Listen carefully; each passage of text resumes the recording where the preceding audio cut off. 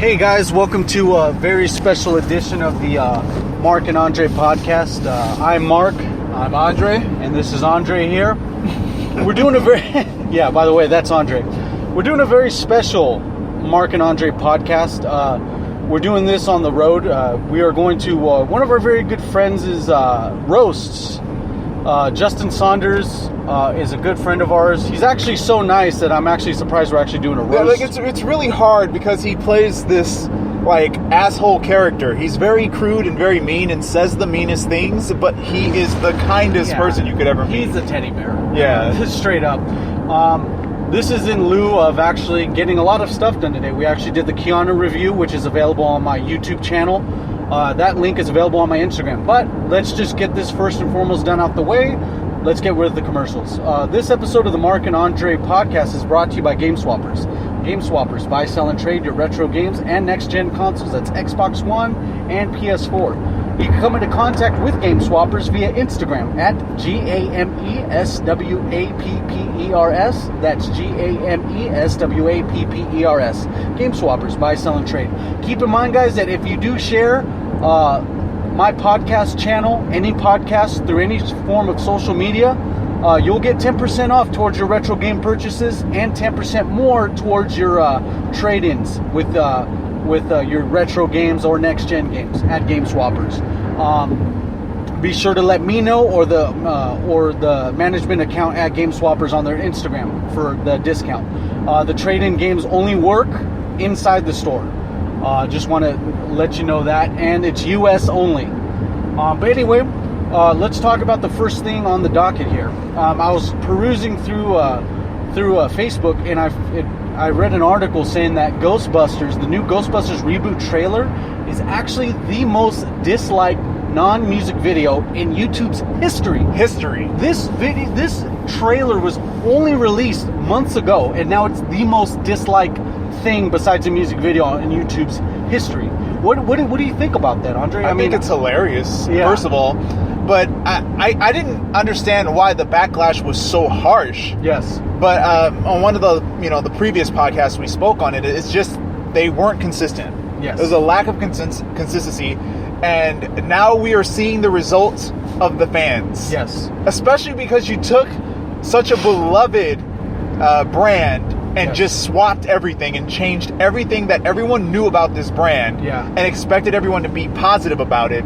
And now the fans are, I believe, kind of rebelling by having this humongous backlash. So, I mean, I expected the fans to be pissed. I was expecting it to take place through the box office. Yes. But not through the damn...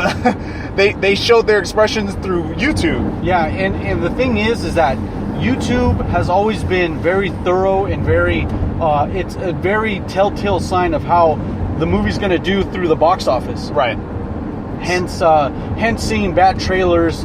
If anyone's seen a bad trailer on YouTube, they're not going to go see it in the theaters. Right. You know, these dislikes means, like what, it had over 300,000 dislikes already? Right. Those are 300,000 people that aren't going to see this movie. Right. Those are 300,000 people that are not going to pay $20 to go see it. And it's too late for the production companies to pull out. Yes, exactly. So it's like, shit, we're stuck with a terrible film. This goes to show people, and this is going to be a big alarm to the Power Rangers crew, that they need to make sure to keep consistent, keep something to attract the old audience. Right. And I've said it once, and I've said it again. It's not the fact of this is an all-female cast. No, this is a reboot, totally non-linear to the old Ghostbusters movie. None of them are related to, no one's related to Vinkman. No one's a cousin of anybody. No one's related to Slimer. So this is going to be, this is so new.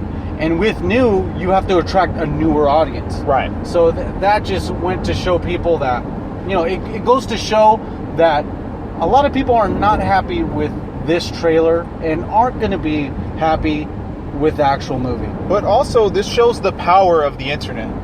Oh, yeah. The internet is the place of the people, and corporations have no jurisdiction in the internet world, right? Exactly. So this is basically the internet's response to, production companies' decision. Yeah. So obviously they are displeased. Yep. And now our gamble was a terrible idea. Yep. But I still feel like there's going to be a significant box office just because people kind of like us, yes, are curious to see how bad this movie is going to be. Yes. But I love Kristen Wiig. I'm a big Kristen Wiig fan, so I don't know how this is going to go. Yeah.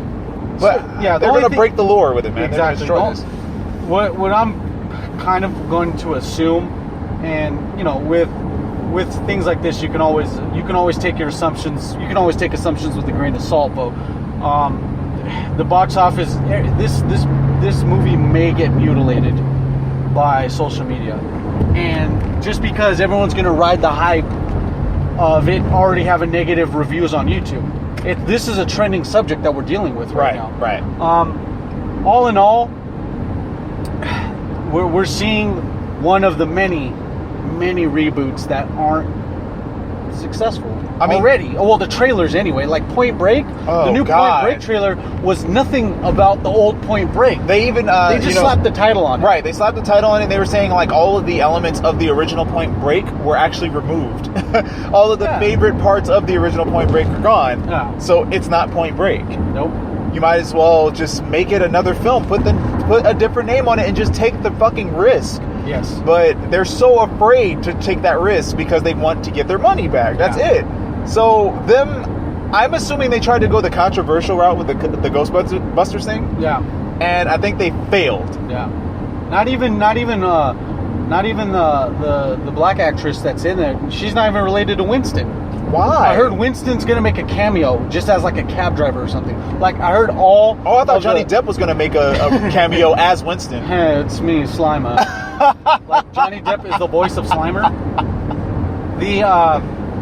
The thing to take away from this is, to bring back your point, is social media is the dictator now. It's the voice of the people. Yeah, social media is Commodus from Gladiator putting the up or the the thumbs up or the thumbs down. And it's funny because it all stems from how many dislikes or how many likes a video has. Right. So likes and dislikes are the banes of of YouTube creators, of YouTubers with YouTube accounts, and now in the fact of trailers, now people, you can attest to how many dislikes something has now. This is going to be the setting stone for it. Right. Well, okay. Here's another note, just for all of our friends listening. Peep this. It's actually still good marketing, right? Yeah. The negative backlash was so huge that the Ghostbusters remake is in your ear now. Yep. We all know that there's a Ghostbusters remake. For those that didn't know there was a Ghostbusters remake, they are now aware of the fact that there's a Ghostbusters remake. So what they're going to try to do, and when I'm using my marketing brain, if I found out that my brand was, basically disowned by the world, I'm going to use that against them. So, excuse me, you're seeing a lot of backlash, right? Yeah. But you see it pushed harder than ever on social media. Yeah. Right? There's even sponsored ads saying that there's such a huge backlash for this film. So what's going to happen is they're going to inspire people like us to go see how bad this movie's going to be. Yeah. They don't care about you liking the film. They just want your money. So you're getting into the form that any publicity is good publicity. Is good. Oh, snap. Man, since we're on the road. People are... This might be our last podcast. Oh, my God. That was pretty weird. This is what happens when you're driving in California, people just randomly feel like merging into your lane. Yeah. And then turning their blinkers on after they hit you. Yeah. The next point I want to get, let's just hope, I just hope for the best for Ghostbusters, but you will see a Mark and Andre review on Ghostbusters, the reboot. Hopefully we have something at least good to take away from it. Oh, yeah. And if you guys are interested, actually, we're going to start doing YouTube reviews as well. So if you guys want to check us out on YouTube, we'll start giving you information and links on that too. I read that this is the part of the next segment. Dish Network is actually going to start doing. Okay, so let me ask you this, Andre, because this is going to be so random. I know you'll get it wrong. If Dish Network does another side business, what do you think it would be? Think of being mobile. Think of being like with that same Dish Network van. What do you think Dish Network can also do with you as they're fixing your cable? Or satellite. I mean, internet service, providing internet service, and or providing, I don't know, computer services and some. Wrong. They are going to fix cracked screens on phones. What? Yes. So now. Wait, what? Yeah. I read that and I wanted to double check it. I was like, wait, you're just going to go fix phones? That's not even related to their brand. They can do that with their respective carriers. That's like Paramount Studios opening a chicken shop. Yes. Like, oh my God. Universal Studios. We're known for our movies, but we also serve great pancakes. Like, what? So left field. This is so left field. Hey, man. Obviously, that's a red flag, right?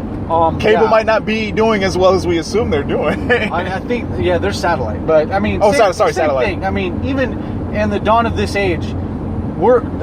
The Dish and the Dish networks, I mean, the Dish companies and the cable companies are losing out on customers because the internet is ruling all. Duh. Yeah, that's why Netflix and Hulu has everything people need. Yeah, and that's why they're doing rate hikes. Right. Because they're like, well, if they're not going to pay for it, the guys who just left, I'll just sucker these customers that are already doing it, bundle it up, and boom. So now this is Dish Network reaching out so far with their business tentacles that it is just, they're reaching for a trap, in my opinion. And it's like, imagine you're getting your satellite, you're getting a satellite installed through Dish. I don't know, miss, do you have a broken phone by chance? Oh, yes, I do. I can fix it. $100. Yeah, I'm not going to trust a random dude that fixes satellites. Like, when I can easily go to my own service provider. First of all, a majority of people that crack their screens, they don't even go to their own service provider. So if you're going to provide screen repair services for much cheaper, that makes sense. But then that also means, so all of the physical locations will also have an additional spot to where they'll fix. Yes. They're not going to build more locations, right? Because if that's the case, they're going to build more locations. They're going to lose money. Yes. I mean, they're obviously in a position where they need to keep it mobile. And if they don't, it's going to be a colossal failure. Oh, my God. That's like me going to my dentist. If I'm getting dental work, and then they're all like, hey, do you have a broken phone by chance? We can fix it here. Like, what? Do you have your laptop with you so we can do a virus check on it real quick? Like, what are you doing? Stay in your lane, We got falafels in the back, if you're interested. We have an omelet bar. I know you're getting heart surgery right now. I wanted to wake you up out of this your sleep-induced. We wanted to wake you up out of your sleep state to provide you with an all-you-can-eat Chinese buffet. Our 4-star chef is actually having an omelet bar. It's a Benihana style, and he's making it on your stomach as you're getting surgery. Your stomach serves as a great walk when you don't feel the pain. Jesus, like, what you could take away from this situation is that I see that Dish is getting pretty desperate. Who thought of this at the board meeting? Obviously, this was well thought out in a capacity where they assumed that the market was low competition-wise. Oh, okay, so I guess we don't have a lot of competition fixing screens. Yeah. Let's try to make ourselves the face of screen fixing. I want to see how they're going to pitch to the associates that install this cable, the satellite. I want to see how they're going to pitch, like, hey, maybe you should offer them the cracked screen service or fixing their phone. Those upsells? It's just like a quick upsell before they get kicked out of the house after installing their cable? Get the hell out. Just install my satellite and get out. And who is new? Like, where are the new customers for Dish? I understand why, they're having a fallout with their customers because, we have different resources. Yes. I have not watched a cable, I've not watched a cable or satellite service provider in over 6 years. Yeah. The only time I watch actual television is when Raw or SmackDown's on. Right. That's it. Because it's part of what the other podcast is about. Right. And even then, I still go to YouTube to catch highlights. Right. Because they upload them to YouTube because they're smart. Right. WWE makes a YouTube account so they can get hits and monetize it. Right. It's the smartest thing any show that's on a network can do to get more cash. Absolutely. They know that the smartest route is actually going through the internet. But to go on to the next subject, I think we've harped on that enough. That's a bad movie. So, how about this? So the guy that actually wrote Dragon Ball Evolution. Oh, okay. The dreaded 2009 attempt to make an actual Dragon Ball movie. I thought you were talking about Lord Akira Toriyama, dog.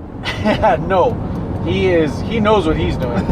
So the writer that wrote the Dragon Ball Evolution movie wants to apologize after 7 years? 7 years, a little too late. It's too. The suicide rate has increased since that film. Andre, I'm glad I haven't seen it. I know you saw it. I want you to carry the anchor to most of the segment, and I'll chime in. But what did you think of Dragon Ball Z and Dragon Ball Evolution, and why do you think he's apologizing? Well, okay. I mean, in my honest opinion, in all seriousness, have you ever been raped before? No. Okay, well then you won't understand. I was close to being an altar boy, though. Okay, well then... So I might have... With those credentials, I think you'll understand. Like the violation property of it all.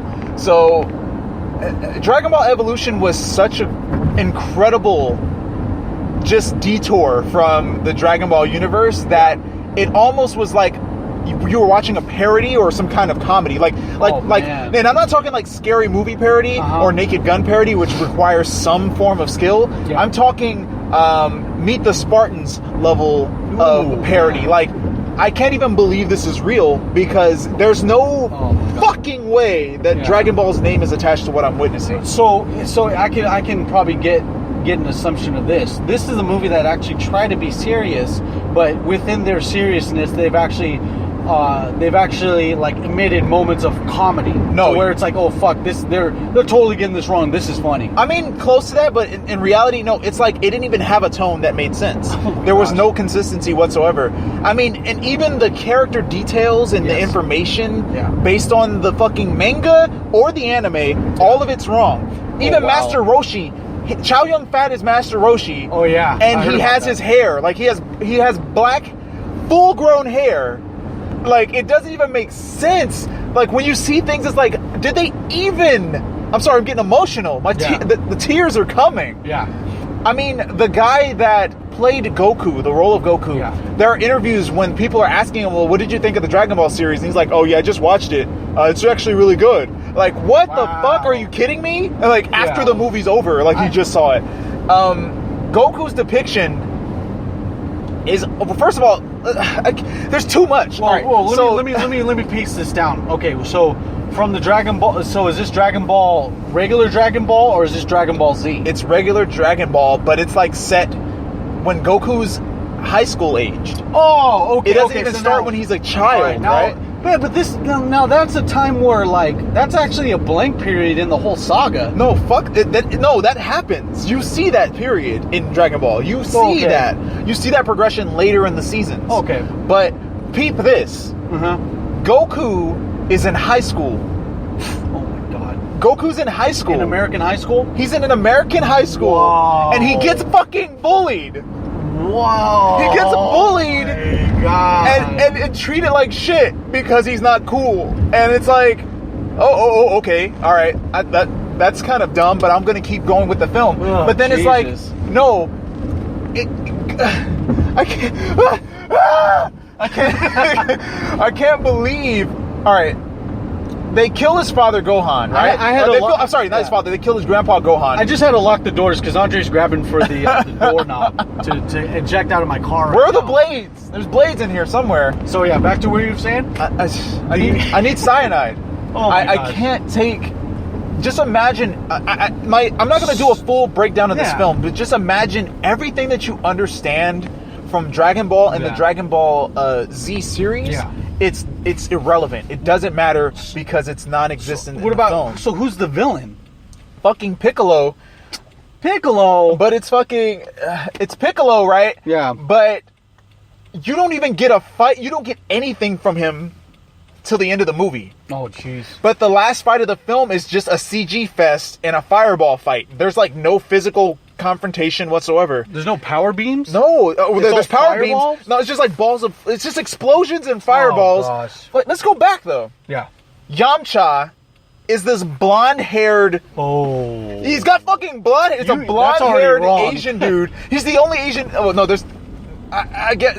There's two Asians. Yeah. Chi-Chi is played by an Asian, and then Yamcha is played by an Asian. But Yamcha looks nothing like his original counterpart. He... Man, it's... No, see, you know what? So it seems to me that the writer has a lot to apologize for. I feel like the writer did not even... watch the manga, or sorry, watch the manga, read the manga and watch the anime, like at all. Yeah. I feel like he didn't even participate in the understanding, like almost like he saw conceptual art and said, "Oh, I got it. I don't need to read the whole thing." And this actually brings up a good point, because now I'm seeing is that the writers from the original Dragon Ball aren't participating in this, and that's where you already fucked up. Right. But you guys didn't even consult with, like, you didn't get consultation from them? Usually when it comes to a film or even a video game, an adaptation of some... Oh, crap. Yeah. An 18-wheeler almost just took us out, guys. The hell? When it comes to an adaptation of something that already has its own brand and fan base, usually a studio will get one of the people... Like, it might even be like the male boy... But he knows something about the fucking lore of the brand that you're working with. Yeah. I feel like not a single person was involved with Dragon Ball in the writing process or any other aspect of this film, because it just doesn't make sense. It's like they had their names, but nothing was related to the experience. The only person that was accurate to what they looked like in the anime was Piccolo. Yeah. And Piccolo was just this bitch. And all you gotta be is green. That's what it was. It's so he was just green. You know, it's so easy to be complimentary to that, because all you gotta do. He looked like a very mean version of Jim Carrey's Mask character. Like, seriously, it was really bad. The makeup was like decent, but just, oh my god, it's a CG fest. The Goku was and when I say unbelievable, I mean like there was no belief that he was Goku at all. Yeah. It was some white boy. Not even to pull out races, but it was just some white boy. You're getting real right now. Playing this role. And it was unbearable. I couldn't believe what I was experiencing. So I'm taking that you don't want anyone to see this movie. Fuck no. Okay. Especially if you are a fan of Dragon Ball. And if you're not a fan of Dragon Ball and you see this film, you're still going to think it's a bad movie. Yeah. Because the directing is bad. The editing is very dry. Yeah. The CG is half-assed. I mean, I heard they put a pretty decent budget in this film, and they also pre-wrote sequels to this movie. Yeah. And then after the bomb went off and this didn't work out, they just pulled on everything. And I feel like Hollywood just got their greedy fucking hands on a brand, and they didn't follow through. It was a nightmare. Seriously, I've seen it 3 times. And each time, each viewing, it gets worse. Like, I have more post-traumatic stress syndrome. Oh, my gosh. I still don't get good sleep now. Oh, my gosh. Well, from what I can tell is that it actually really affects the diehards. And you know what? Me, myself, as like one of, I really love the Dragon Ball Z series. And Dragon Ball as a whole. I enjoy it. Except for GT. GT can run hell. GT never happened. But it's besides wrestling, it's a real, it's a man's soap opera. It's a very and it is, because it's like the storylines never end, because there's always something else coming up.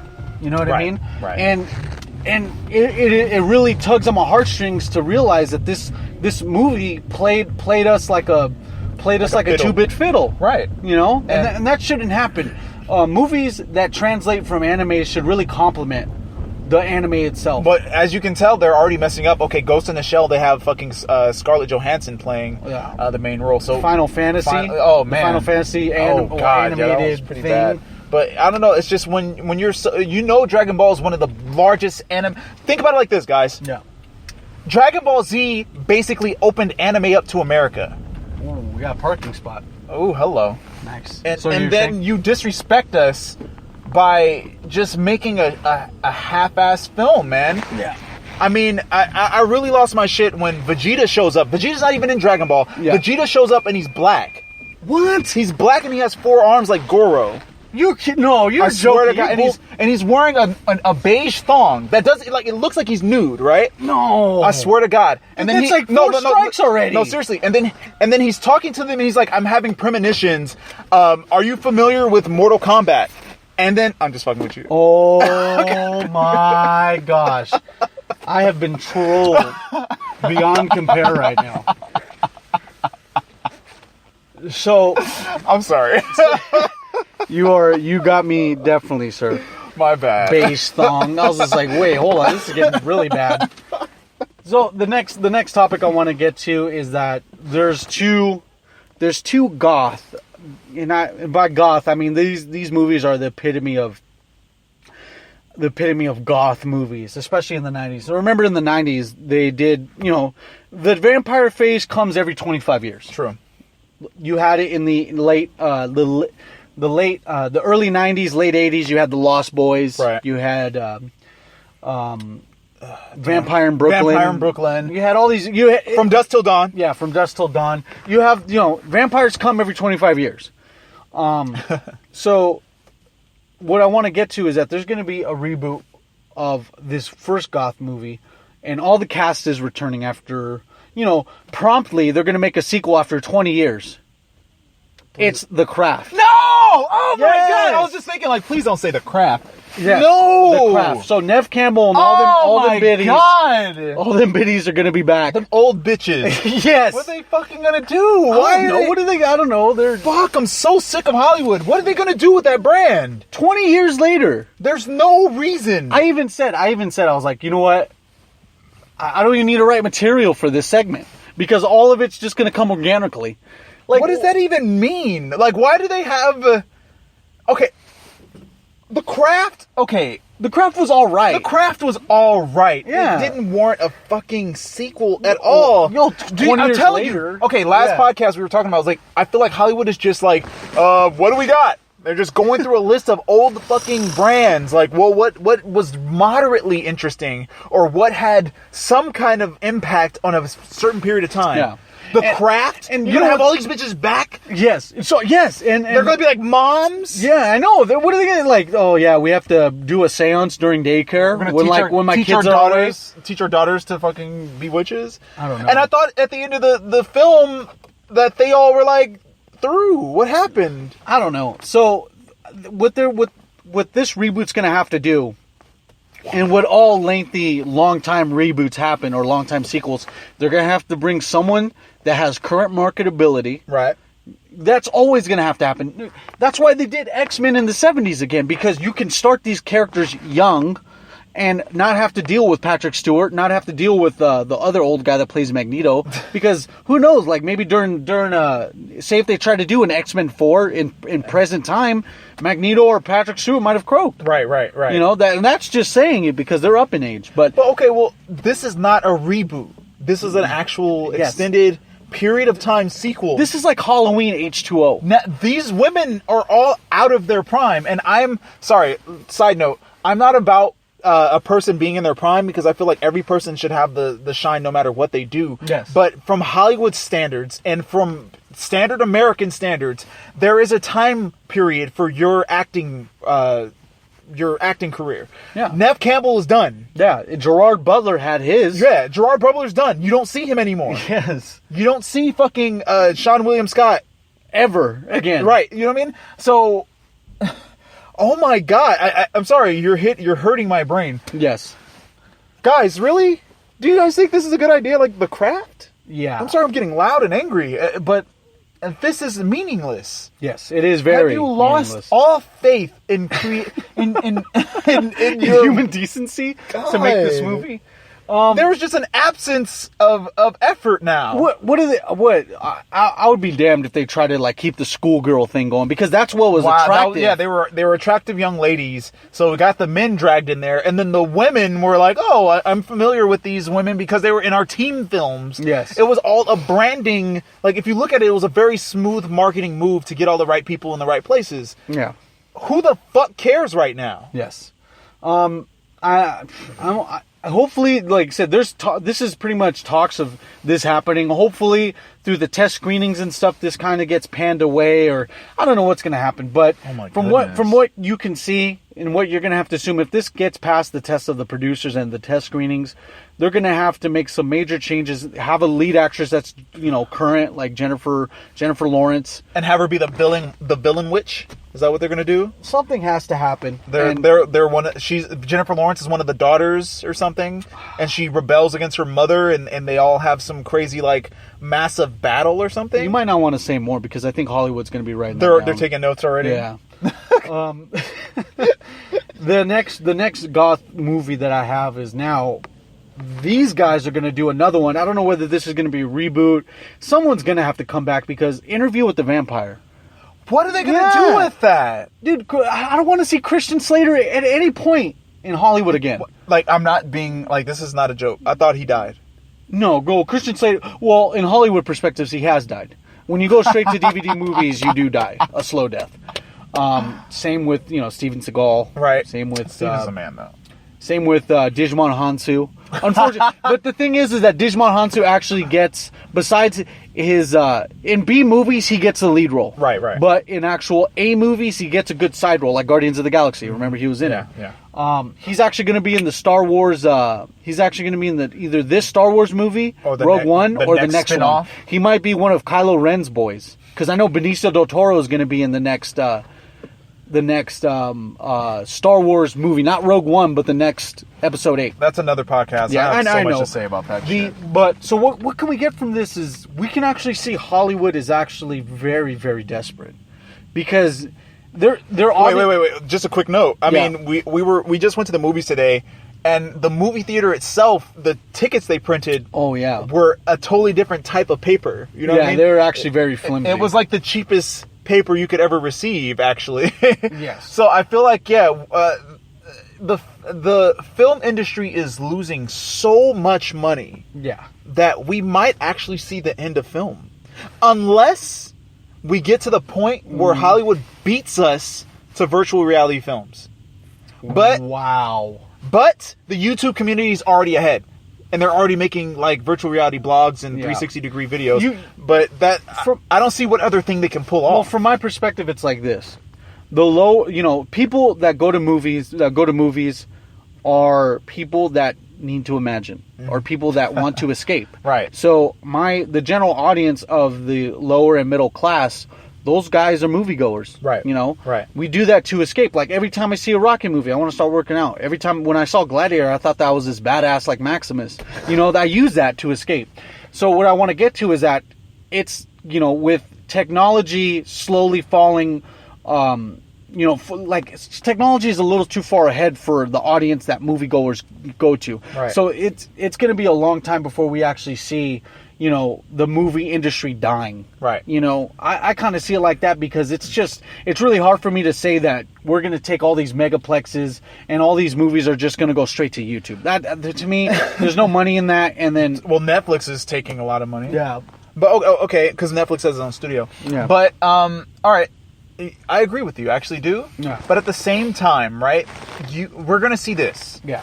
If not a sequel, a reboot. If not a reboot, a reimagining. If not a reimagining, based on a true story that's already popular. If not based on a true story that's already popular, based on a book that's popular. If not based on a book that's already popular, it's an autobiography on someone that's famous. Remember we were walking through the theater today, and then we were just pointing out what was a remake, sequel, reboot, right? What was an adaptation, and there was absolutely no original film. Where was the only original film we saw?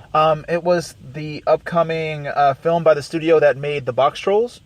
And it's an animated film. So yeah, but that's it. That's all we got. Yeah, and you really can't lose with an animated film, especially if it's geared towards children. Because if it's stop motion, it's the stop motion studio, and there's a lot of effort that goes into stop motion films. So I guess that there's something intriguing about it. Let's go back to Interview with the Vampire, though. Fuck that, man. But it's like, Interview with the Vampire at its time was the twilight of the 90s, because you had Tom Cruise, right, who at that time was just on a straight up hot streak in the 90s. No one could touch this guy. Mm-hmm. You had Tom Cruise, Antonio Banderas, Christian Slater, I think I don't know if Charlie Sheen was in it, but somebody, you know, there's just heartthrobs in it. Right. There's just heartthrob vampires. The same thing they did with Twilight. Right. You know, so what they have to do is that these old bats can't be in. No, forget the pun. I know it's an interview with the vampire, but these old bats can't be in it.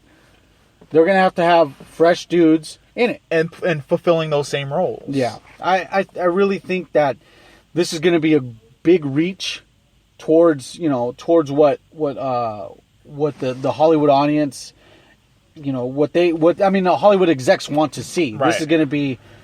This is a very desperate move, and if it's successful, granted, you know what, they took a stab in the dark and they won. Right. But more than likely, when you take a stab in the dark, you ain't gonna get anything. You're not, and I think they should just take the risk and try new brands. Yeah. Just fucking try it, man. And I know because, you know, at one point or another I was working in screenwriting, and I understand, like, it's crazy how many scripts get submitted and none of them make it. Yeah. It's because Hollywood's afraid. But remember, I like to use Horrible Bosses, right? Yeah. Horrible Bosses was such a strange risk because it was such a unique concept. It was very dangerous to play with it. But guess what? It worked out. And then they made a sequel to it. How about this? The Hangover. Mm-hmm. The Hangover was a very risky concept. Brand new brand. Brand new idea, Brand new idea. A unique brand. And guess what? It worked, and they milked it till it died, right? Yep. So I'm not mad at Hollywood for milking something till it dies. But things are already dead. And they're bringing them back from the dead. That's why there's another police academy. Top Gun. They're gonna make another Top Gun. Dude, it's funny. I mean, you know what? I'll give up if they make another Purple Rain. A purple, you know, I'll even state it right now. A Purple Rain. You know who I think they're gonna have? Fucking Johnny Depp. No, Chris Brown. Chris Brown. You know, like, boom. That's it. That's what Hollywood's gonna think. They're gonna think with their general minds, and they're gonna be like, you know what, Chris Brown could do Purple Rain. It's almost like they have algorithms, right? They just look at a bunch of stats and go, by the chart. By the chart, they respond to this, they respond to this, they respond to this. Put it all in one film, and they'll buy it. Yeah. And that's not how the world works. We're not fucking robots, and we're not set to an algorithm. We like unique stories. That's, like you said, we go to escape. Yeah. If you don't have anything worth escaping from, or, you know, if you don't have a journey worth my time, then I'm not going to invest my money. But at the same time, if you bring out a unique concept, we'll fucking try. You got to have a little more faith in us. Yeah. Because I don't want to see Beetlejuice rebooted. You know what I mean? Like, I'm sick of seeing these old films come back. I'm compassionate about it, because it's like Hollywood is just scared.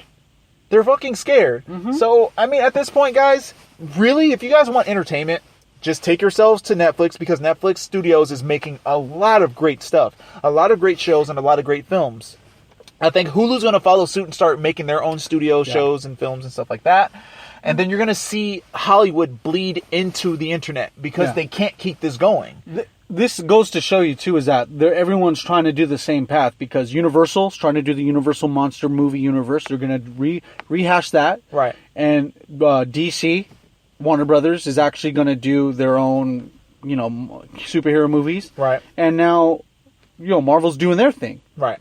So this actually shows that everyone's trying to tread in the same footsteps, and within that same place, you have something that is now bland. Right. Like, oh crap, another superhero movie. I hope this is good. Right. You don't go in there with high expectations. You don't have the same, like, oh man, I haven't seen... Remember when Spider-Man came out? Dude, that was one of the first, like, actual superheroes that we wanted to see, because we were tired of seeing Batman and Superman being rebooted. Right. You know?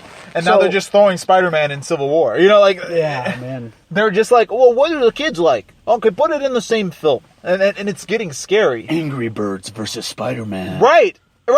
And then...